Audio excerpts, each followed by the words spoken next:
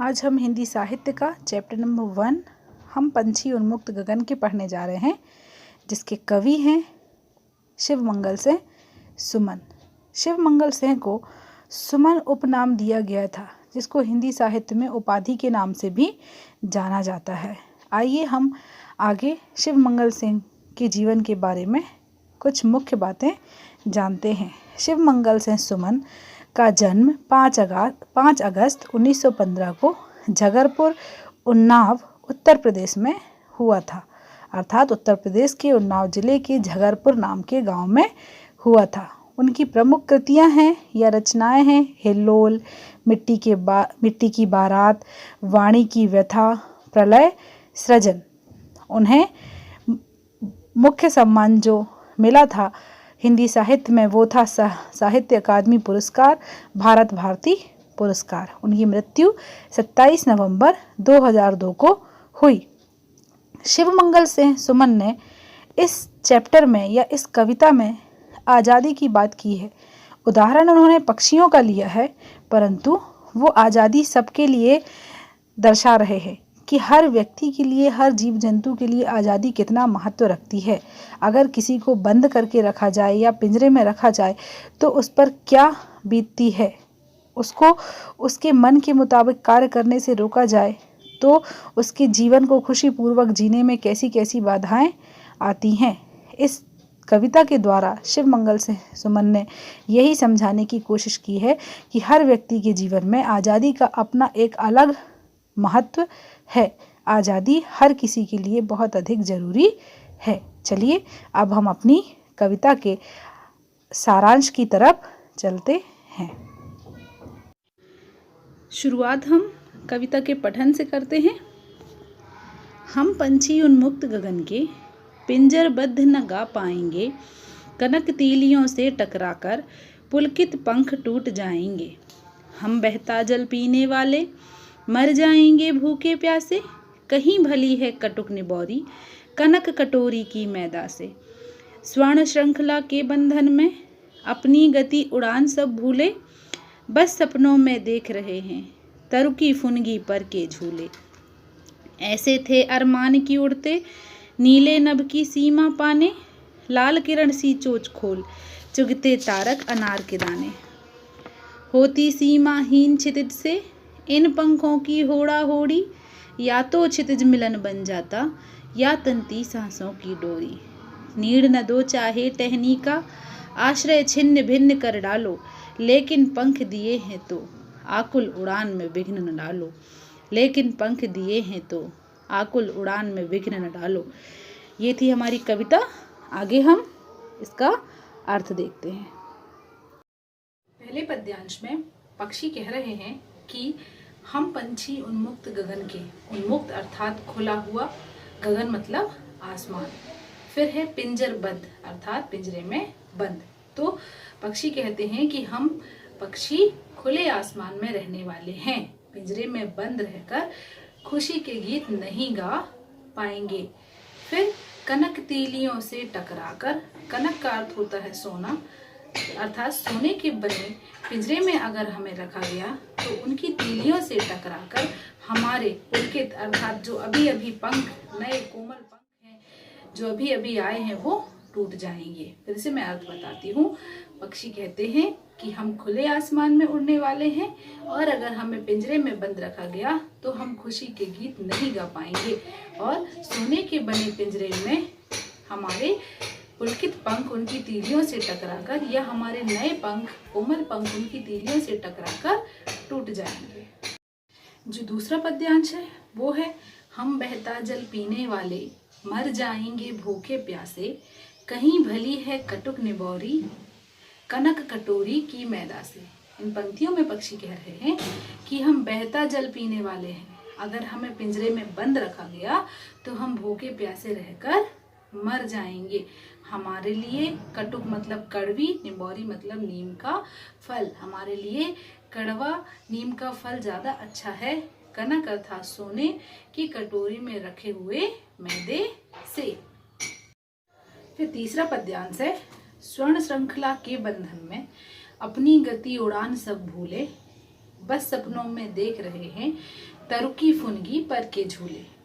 यहाँ पक्षी कह रहे हैं कि स्वर्ण श्रृंखला अर्थात सोने के बने हुए पिंजरे में बंद रहकर हम अपनी गति, अपनी उड़ान, अपनी रफ्तार सब भूल गए हैं। बस सपनों में देख रहे हैं तरुकी फुनगी पर के झूले।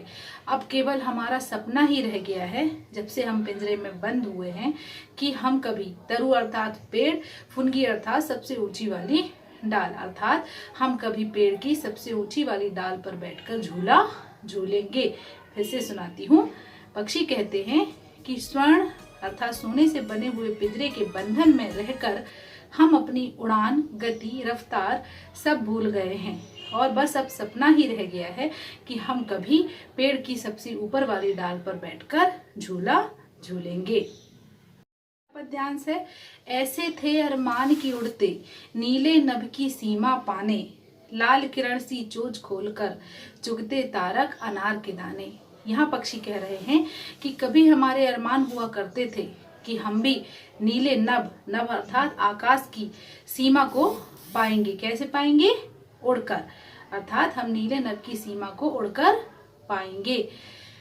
फिर है लाल किरण सी चोंच खोलकर, अपनी लाल किरण के समान चोंच को खोलकर किसके दाने चुगते? तारों को कैसे कहा गया? अनार के समान।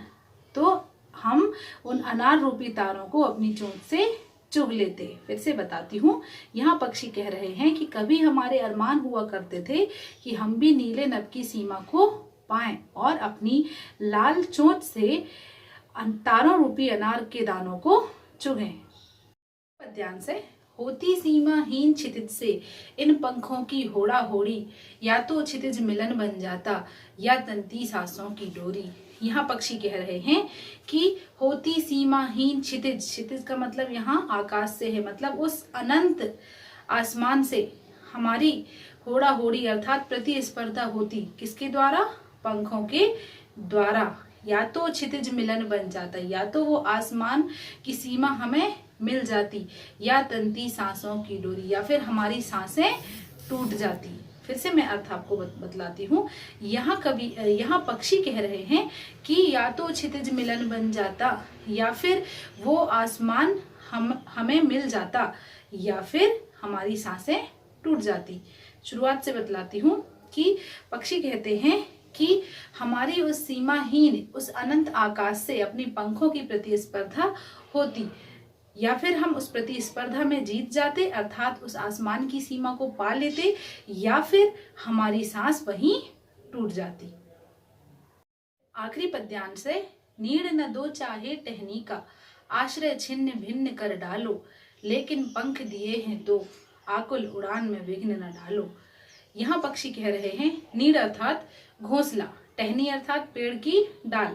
तो चाहे भले ही हमें पेड़ की डाल पर घोंसला ना दो, आश्रय छिन्न भिन्न कर डालो, आश्रय अर्थात रहने का स्थान, हमारे रहने के स्थान को तोड़ फोड़ डालो, परंतु अगर हमें पंख दिए गए हैं तो हमारी उड़ने की व्याकुलता में विघ्न ना डालो। फिर से बतलाती हूँ। इस पद्यांश में पक्षी कह रहे हैं कि हमें भले ही पेड़ की डाल पर रहने के लिए घोंसला ना दो, भले ही हमारे रहने के स्थान को छिन्न भिन्न कर डालो, परंतु अगर हमें पंख दिए गए हैं तो हमारी व्याकुल उड़ान में किसी भी प्रकार की बाधा ना डालो।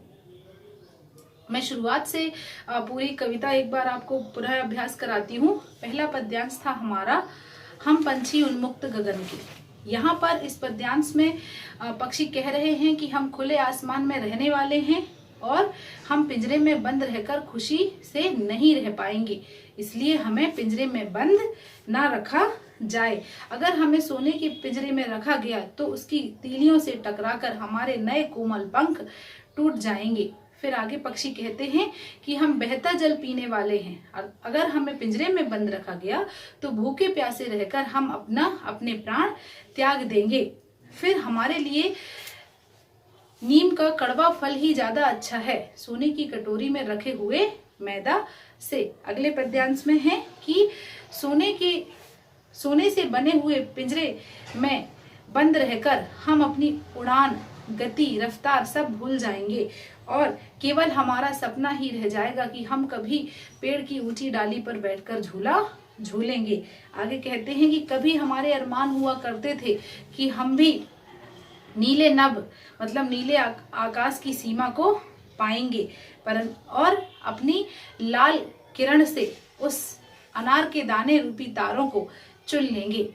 आगे हम भी कभी उस अनंत आकाश से अपने पंखों के द्वारा प्रतिस्पर्धा करते, या तो हम उस प्रतिस्पर्धा में जीत जाते अर्थात आकाश की सीमा को पा लेते, या फिर हमारी सांसें टूट जाती अर्थात हम मृत हो जाते। फिर आगे है, भले ही हमें डाल में बना घोंसला ना दो, चाहे हमारे रहने के स्थान को तोड़ डालो, परंतु हमें पंख दिए गए हैं तो हमारी उड़ने की आकुलता में किसी भी प्रकार की बाधा ना डालो। तो यहाँ हमारा चैप्टर नंबर 1 हम पंछी उन्मुक्त गगन के समाप्त होता है।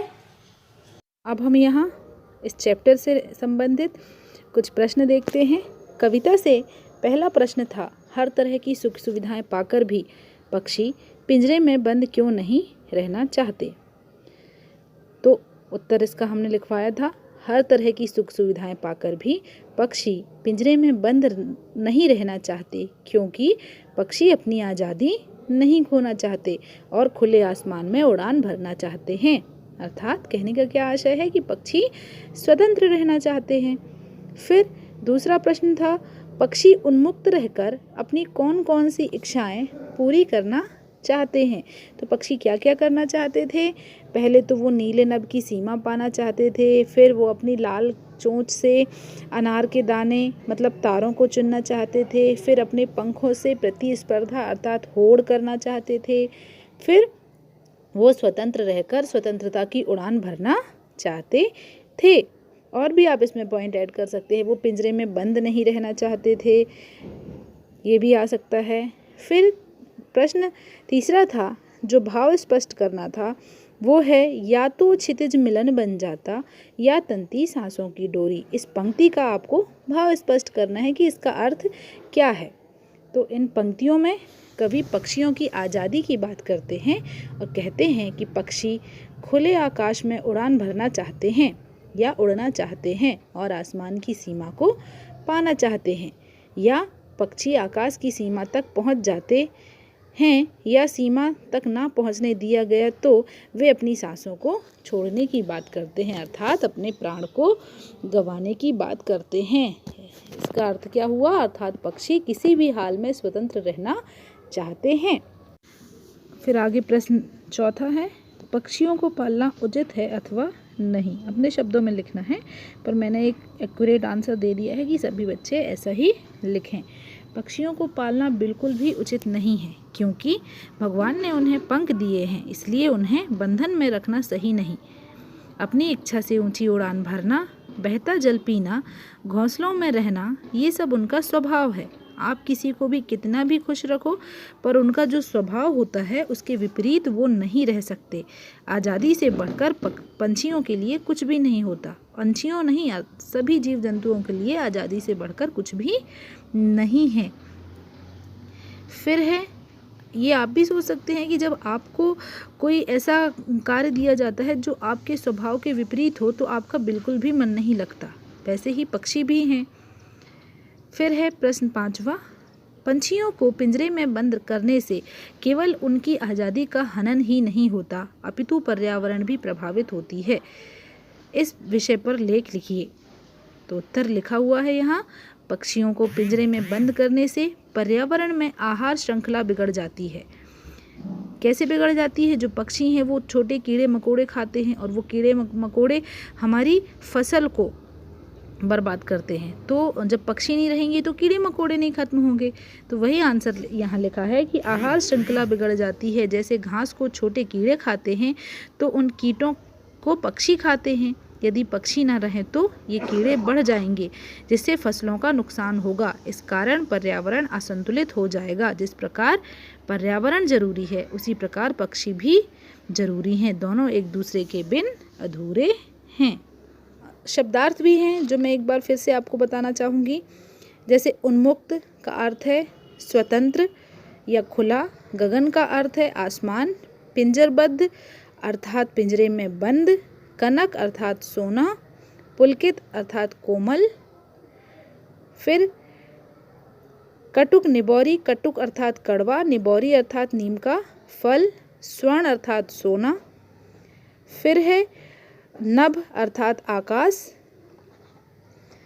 और क्षितिज का अर्थ भी आकाश होता है। नीर का अर्थ होता है घोंसला, आश्रय का अर्थ होता है रहने का स्थान। तो यहाँ हमारे चैप्टर नंबर 1 का अभ्यास समाप्त होता है।